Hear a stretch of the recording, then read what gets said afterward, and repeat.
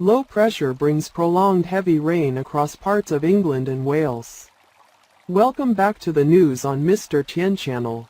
In today's video, we have a number of rain warnings for the next 24 hours as we will see some very heavy rain coming in from the west, currently covering much of the Republic of Ireland. There will be some very heavy rain tonight and it will be persistent across parts of England and Wales. As we head towards the weekend, as we will see from the latest UKV, rainfall and temperatures will become much warmer in the southeast but will become more unsettled in some northern areas. Today, we are in a fairly quiet situation between two low-pressure areas. Rain for many. The low pressure is moving west of the UK, pushing air masses from the southwest to the northeast. You can see this heavy rain spreading across many western and central areas. We have 2 rain warnings across Wales during the day. There is a chance of some heavy rain, totals of 30 to 70 millimeters, causing problems, especially on slopes. Lots of fast-flowing water. Road problems and poor visibility. You can see a deep low moving towards the northwest of Scotland during the day. It's somewhere across the Midlands, Wales, northern England at the moment, and we'll see a conveyor belt of moisture there. This front continues and comes back on Thursday, with gusty coastal winds to the northwest. It will then cut across central England and Wales from Thursday into Friday. Rain will continue to fall from the southwest as winds weaken elsewhere. So this morning, it's fine across Kith Aberdeen, the Southlands, a few showers as well as Shotland. Rain is moving into parts of western and southern Scotland, cloud will spread out ahead. Northern Ireland has had a wet and windy start, but conditions are improving from the west. However, look out for heavy rain across England and Wales, with some heavy showers this morning. This will cause road issues and strong winds. Large waves will be coming up the Irish coast, heading towards the North Channel as well as western parts of Scotland from the morning into the afternoon. Then you can see the rain moving north. So the heaviest spells will always be in southern areas and the rain will be a little more dispersed over the highlands as it moves towards northeast Scotland from the morning into the afternoon. It will be brighter in Shetland as well as Northern Ireland. In fact, conditions are improving across northern England. Southern Scotland as rain continues across central southern parts of England and Wales. And note that there is still some heavy rain across southern parts of Wales as we head into the afternoon. But the temperatures are rising and it feels warmer than the last few days. It's going to be a high of 22 degrees in the eastern counties. 19 degrees in the central belt of Scotland and Northern Ireland down to the southwest, maybe 18 or 19 degrees. But be careful of the strong wind blowing through tonight and tonight. Then the rain will continue. It will move from the southwest, extending into the Midlands, the eastern counties overnight. The rain will clear in the far north of Scotland, but will return to the northwest as we head into early Thursday morning with some strong coastal winds through Thursday. Then it will brighten across Scotland as the day begins. This area of rain will spread into Northern Ireland, Northern England, North Wales.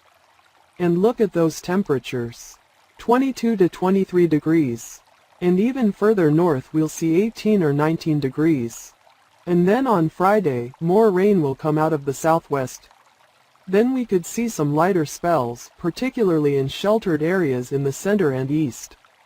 And across Scotland and Northern Ireland, it will be mostly dry, cloudy at times. There could be a few showers as well. The fact is that we could get some Arctic air over the weekend and early next week, with the possibility of a -5-degree isotherm crossing parts of Scotland. It's very cold for the time of year. So in some areas across the southeast we could see temperatures drop by nearly 20 degrees from Friday, Saturday to Sunday. Monday will drop from around 26 or 27 degrees to around 7 or 8 degrees at best. The air mass isn't too warm so temperatures won't rise too high today. But it's already more pleasant with dry conditions across most areas. Temperatures tonight will remain relatively mild in some places, particularly England and Wales. However, As the weather moves into the next few weeks, we expect those nights to become colder. It will be very warm this weekend in the southeast, but colder weather will arrive later in the week. As we progress into the weekend, we start to see in the extreme southeast, warm air starts to spread in the extreme northwest, the Atlantic air is fresher, we start to see some showers form. And then eventually some longer periods of rain, initially just some heavy showers with some thunder. But see what happens on Friday turns into a more organized area of precipitation. We just see this conveyor belt of moisture, where in the southeast it's warm and summer like in the northwest, it's Atlantic autumn conditions. And we just see all this heavy rain build up in the northern and western areas. But you can see this weather front slowly retreating into the southeast and into Sunday. We'll see a lot of rain start to show up here over some northern areas, but it retreats south and east. Then as we get into Friday and Saturday, we start to see that collision. Cold, clear air in the north, warm, moist air in the southeast. We're starting to see heavy showers, thunderstorms and longer spells of rain. Now, if we look at the pressure pattern, initially it's a southwesterly wind and then eventually it's a low pressure, and that's what's causing the heavy rain. And if we look at the air temperatures aloft, you can see it's very warm in the southeast, very cool in the northwest.